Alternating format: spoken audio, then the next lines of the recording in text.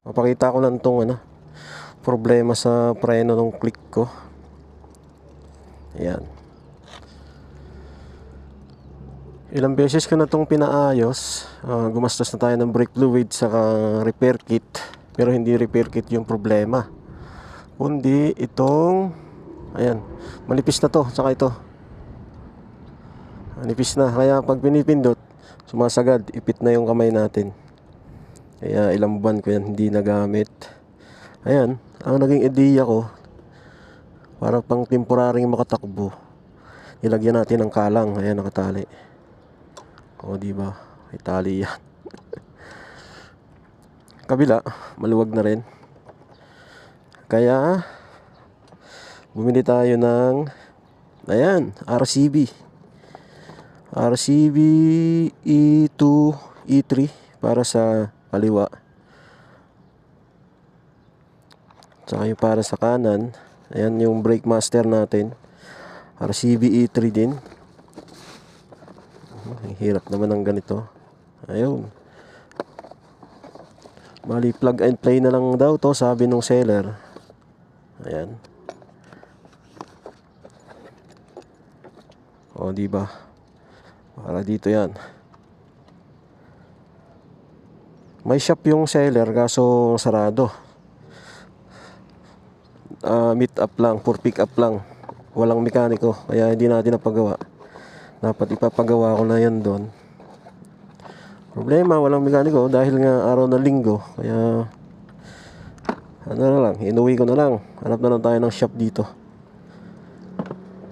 RCB na brake master at saka dito, left na preno. Ayan, may problema na rin to. At saka nabaluktot na rin to. Tinuwid ko na lang. Kagagaling ko lang sa Pasay. Doon ko nabili ang RCB na brake master tsaka brake lever sa kaliwa, sa Pasay Libertad. Ayun, meron silang shop, kaso wala silang mekaniko kasi linggo. Kaya binayaran ko na lang. Sabi ko ako na lang gagawa, kaso mukhang sinisipag ako. Kaya maghahanap tayo ng shop na pwede magkabit. Baka may magtanong kung magkano. Ano yan, 2,500. Marami tayong pinag-inquiran pero medyo mataas ang price. Merong 2.8, merong 2.6, merong 3 plus. At saka medyo malayo. Kaninang umaga may napagtanungan ako na sa Pasay Libertad lang. Kaya ayun, doon na ako pumunta. Oras na ba? 1:38. Kaya pa natin ipa-install yan. Kung matapos, siyempre gamitin natin ito mamaya papasok. Kasi ilang buwan din itong natambay. Tagal ko rin hindi ginamit. Ngayon ko lang nabila ng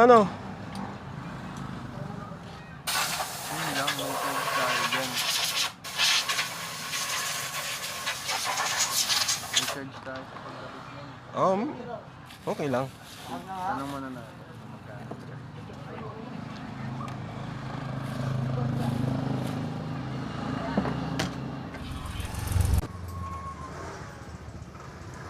Baklas na.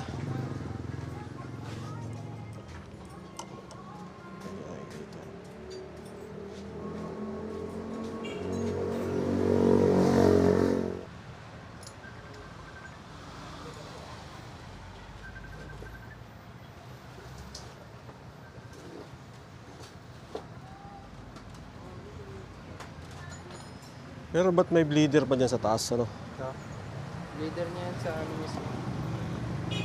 Para hindi na dito mag-bleed.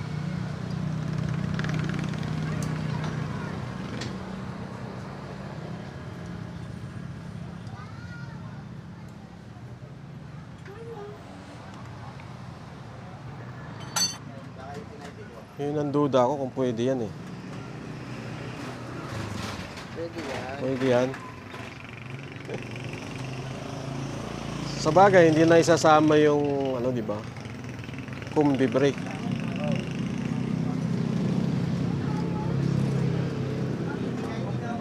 Nakagawa ka na ng ganyan dati? Kaya pala.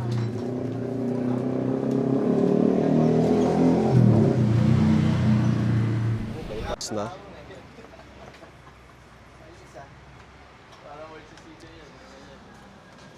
Ayun, kalas na yung lumang ano. Brake system.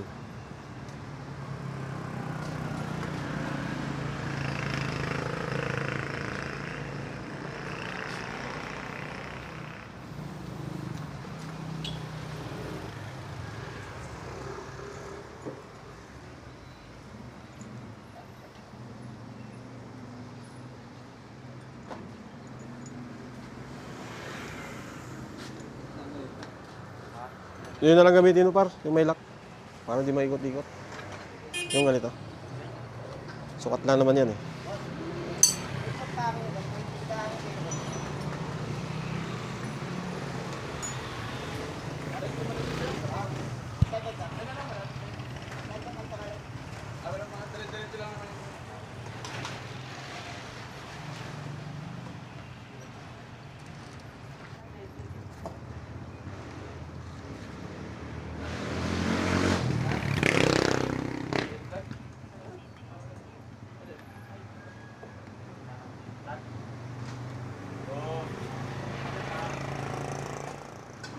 Ang kagandahan yan, makikita mo kung madumi na. Ano? Hindi kagaya nung saradong-sarado. Saka mo lang makitang lugaw na pag pinuksan mo.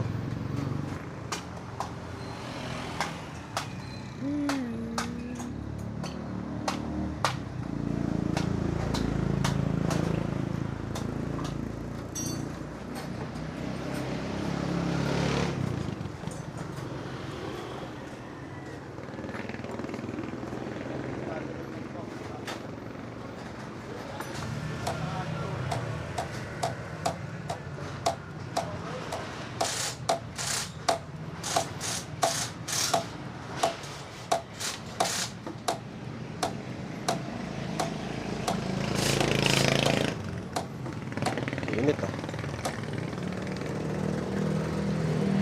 Kumapit na. Bilis lang ah. Ayun. Maganda yung kagat.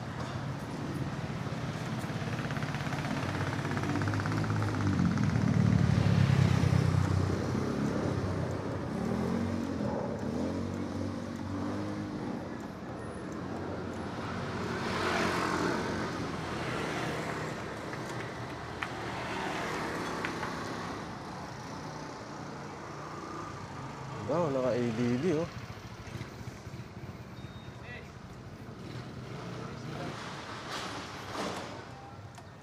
Ayun, ganda ng kapit.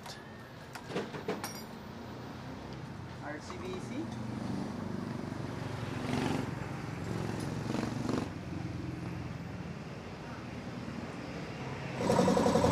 Mas maganda kung pati caliper.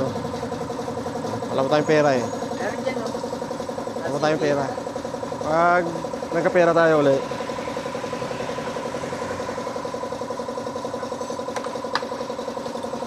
one pot lang din yun, di ba? One pot, two pot.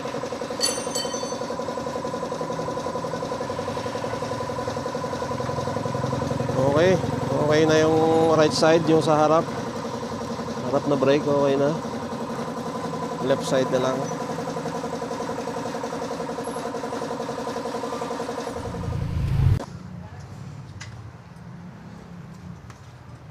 Ano yan? Brake light switch?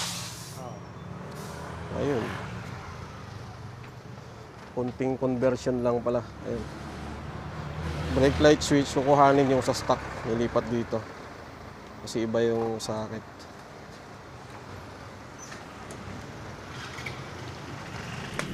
Okay. Parang mas maganda pag walang side mirror ah. Parang okay lang walang side mirror ano. Ang problema may huli yan eh.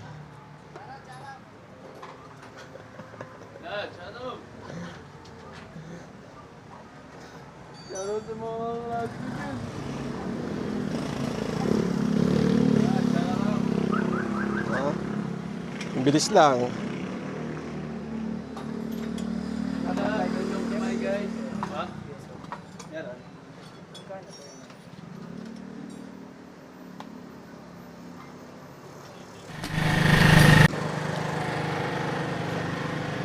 okay na. Ayun, nabalik na lahat. Ayun, pati yung aking agimat. Maya na kita ayusin. Pero ayan ang kinalabasan. Goods na. Natin sa harap, takbong 20. Yun, ramdam na ang kapit. Goods. Yung hulihan, try natin. Ayun, di masyado. Kasi brake shoe pa yung gamit natin dito sa hulihan. Kaya dito sa unahan, mas maganda yung kagat ng bago nating brake master. Saka shoutout dun sa gumawa. Ang bilis lang nangyari. May konting conversion lang. Yung ano lang, yung socket lang ng brake light switch yung nilipat. Kaya gamitin ko muna mamaya ito papasok.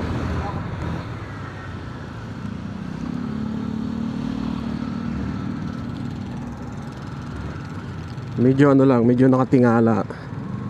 Hindi tayo sanay. Kasi yung luma nating lever, medyo nakababa na yun eh.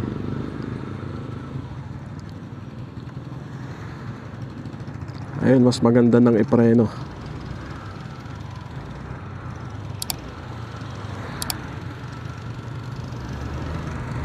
Ayan, uwian na tayo.